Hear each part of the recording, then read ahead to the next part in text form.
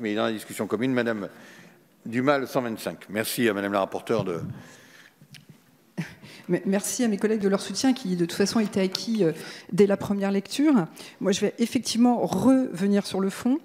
Le marché de l'attention, c'est la société de la fatigue, écrit Bruno Patino, l'auteur de La civilisation du poisson rouge.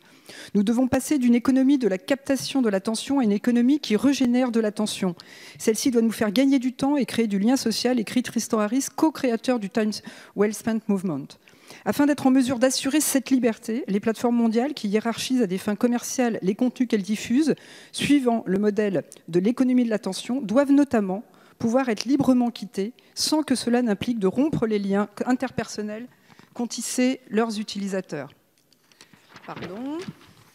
Ce n'est pas la seule condition, bien sûr, mais c'est une des conditions. Toutes les 40 secondes, en moyenne, nous sommes sollicités par une nouvelle activité. Notre attention est captée, mais également manipulée à travers l'exploitation de nos propres biais cognitifs. Si l'on veut passer au développement de comportements digital éthiques des plateformes, il faut les inciter. Il est fondamental de permettre le renforcement de toute forme d'automodération viable, comme cela est possible sur de nombreux forums et plateformes à taille humaine qui ont peuplé le web depuis ses débuts, et qui repose sur une modération réalisée directement par leur communauté impliquée et à ce stade généralement bénévole. La présente proposition vise à permettre aux utilisateurs de plateformes mondiales de migrer vers d'autres services équivalents mais décentralisés, tout en pouvant continuer d'échanger avec les utilisateurs d'autres plateformes. C'est donc bien une liberté supplémentaire qui est proposée et qui redonne sa chance à chacun. Cet objectif serait atteint en obligeant les plateformes géantes qui hiérarchisent les contenus à des fins commerciales, telles que déjà définies en droit français, à devenir interopérables. Madame la rapporteure, vous nous avez écrit dans votre propre amendement qui rejetait cette disposition qu'il fallait que ça soit géré au niveau plus global et au niveau européen. Donc vous estimez que l'article 1 peut être pris au niveau français, mais que ce dispositif qui est, pour sa part, effectivement structurant, lui, doit être géré au niveau européen. Donc nous sommes d'accord avec cela, mais comme nous pensons que Monsieur le ministre va nous proposer plus tard un projet de loi systémique de régulation et avec certainement cette disposition, nous trouvons dommage que vous n'ayez pas accepté de la prendre en compte d'ores et déjà dans ce texte. Madame Dumas.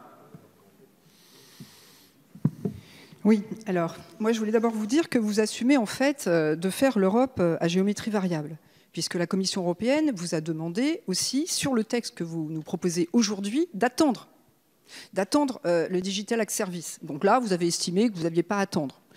Sur, effectivement, l'interopérabilité, là, vous estimez qu'il faut attendre. Pourtant, vous faites tout à l'envers, puisque c'est les mesures structurantes qui vont limiter le flux que vous prétendez combattre. Tandis que là, vous êtes en train de confier le pouvoir de police et de justice aux plateformes puisque vous n'avez pas pu endiguer le flot.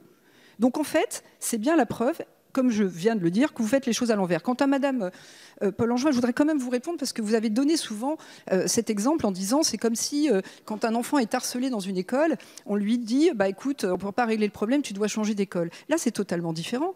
On ne demande pas à la personne de changer, on lui donne la possibilité justement d'aller autre part tout en restant à l'endroit. L'enfant, il ne peut pas être dans deux écoles à la fois. Là, en l'occurrence, la personne, elle peut rester dans son univers interpersonnel sur une grande plateforme et migrer autre part. Et je peux vous dire, quand on discute avec la plateforme, qu'est-ce qu'elles nous disent? Elles nous disent, bah, à un moment donné, si ça se passe comme ça, nous aussi, on sera incités à faire la même chose, puisque vous savez bien que des comportements éthiques, c'est un peu comme le name and shame ou tout ça, à un moment donné, ça pousse les gens à aller dans le même sens. Donc c'est vraiment un levier.